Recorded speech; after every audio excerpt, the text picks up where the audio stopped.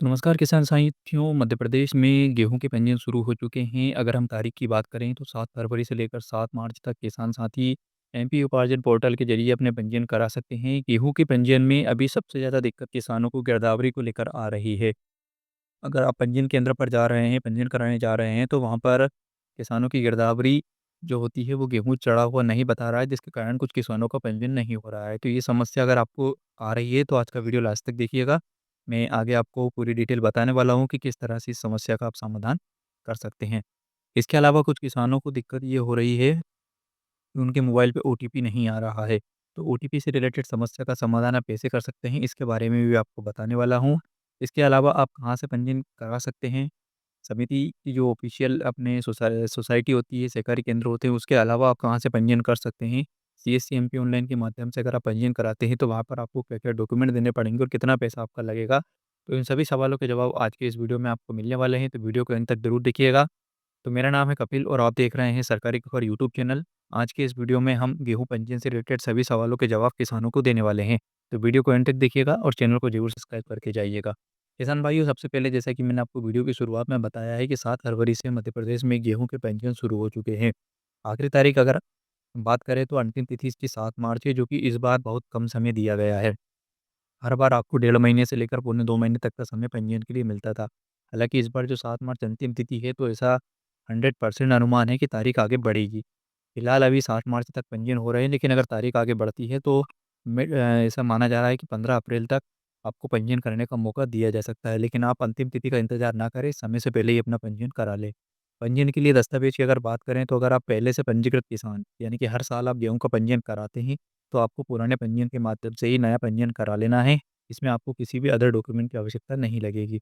अगर आप बैंक खाता चेंज कराना चाहते हैं, तो इसके लिए आपको बैंक पासबुक देनी पड़ेगी, अन्यथा आप पुराने बैंक खाते में ही अपना पैसा चाहते हैं, तो आपको किसी भी तरह का चेंजेस कराने की ज़रूरत नहीं है। तो आप पुराने पंजीयन से अपना पंजीयन नया करा सकते हैं।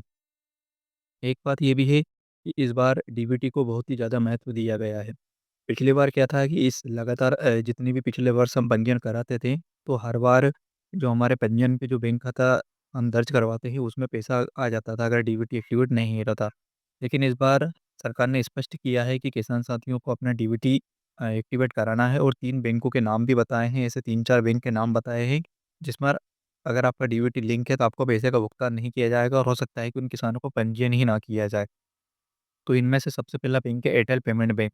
अगर एयरटेल पेमेंट बैंक में आपका खाता है और वो आधार से लिंक है, तो आज ही आप उसको चेंज करवा लीजिए। Paytm payment bank, Airtel payment bank और फिनो पेमेंट बैंक, इन 3 बैंकों के खाते अगर आपके पास है, तो आप आज ही अपना डीबीटी चेंज करा लीजिए। डीबीटी कैसे चेंज कराना है, इसका वीडियो आपको हमारे चैनल पर मिल जाएगा। आप घर बैठे आधार से ओटीपी के माध्यम से अपना डीबीटी चेंज कर सकते हैं, बैंक खाता भी चेंज कर सकते हैं। तो इस बात का आपको ध्यान रखना है, 3 बैंक में अगर आपका खाता है और वो आधार से लिंक है, तो आप इसे अभी चेंज करा लीजिए, अन्यथा आपका पंजीयन नहीं होगा। अगर पंजीयन हो गया तो फिर आपको भुगतान नहीं किया जाएगा। सरकार ने इस बार स्पष्ट कर दिया है कि इन 3 बैंकों में पैसा नहीं डाला जाएगा, ठीक है? इसके अलावा आप डीबीटी के साथ-साथ जिला सहकारी जो सहकारी बैंक होते हैं, उनके अगर आपने खाता नंबर दे रखे हैं, तो एक बार ध्यान आपको ये देना है कि उस बैंक का डीबीटी आपका एक्टिवेट होना चाहिए। एक बार आप डीबीटी का स्टेटस ज़रूर चेक करा लें। पंजीयन करते समय आपको बैंक खाते पर विशेष ध्यान देना है। समग्र आईडी में इस बार दिक्कत आ रही है। जब हम पंजीयन करने जा रहे हैं, तो वहाँ पर दिखा रहा है कि गलत समग्र आईडी दर्ज है। सही को भी वो गलत बता रहा है। अगर सेंटर वाले, पंजीयन केंद्र वाले अगर आपसे कहते हैं कि आपका समग्र आईडी गलत है, तो एक बार आप ज़रूर चेक कर लीजिएगा। इसके अलावा किसान भाइयों, अगर आप बाहर से एमपी ऑनलाइन कियोस्क के माध्यम से पंजीयन करा रहे हैं, तो एक बार खसरे की विशेष रूप से ध्यान रखें कि आपके जितने भी खसरे हैं वो सभी उसमें जुड़ जाएँ। क्योंकि वहाँ पर गिरदावरी की थोड़ी समस्या देखने को मिल रही है, क्योंकि एमपी ऑनलाइन सीएससी के आईडी से जब पंजीयन किया जाता है, तो वहाँ पर खसरा सर्च करके ऐड करने का ऑप्शन उपलब्ध नहीं होता है। जो आधार से लिंक खसरा होता है, उसी पर आपका पंजीयन होता है। इसलिए एक बार आप विशेष रूप से उसको ध्यान से वेरीफ़ाई कर लें, उसके बाद ही अपना पंजीयन कराएँ। शुल्क की बात करें तो एमपी ऑनलाइन सीओसी पर आपको ₹50 का शुल्क देना है, जो कि निर्धारित है मध्य प्रदेश सरकार की तरफ से। अधिक भुगतान आपको नहीं करना है। इसके अलावा जो अगर आपका गिरदावरी नहीं आती है, तो आप मध्य प्रदेश के सारा पोर्टल पर जाकर अपना गिरदावरी अपडेट करा सकते हैं, या फिर अपने गाँव के जो ग्रामीण सर्वेयर या पटवारी सहायक, उनसे संपर्क करके अपनी गिरदावरी चढ़वा सकते हैं। पटवारी से भी आप संपर्क करके गिरदावरी चढ़वा सकते हैं। सहकारी समिति का ऑफ़िशियल पोर्टल है, उस पर भी गिरदावरी चढ़ाने का ऑप्शन दिया गया है, तो आप उनके माध्यम से भी अपनी गिरदावरी चढ़वा सकते हैं। तो किसान भाइयों, इस प्रकार से आप पंजीयन से रिलेटेड अगर और कोई सवाल है, तो आप कमेंट करके पूछ सकते हैं।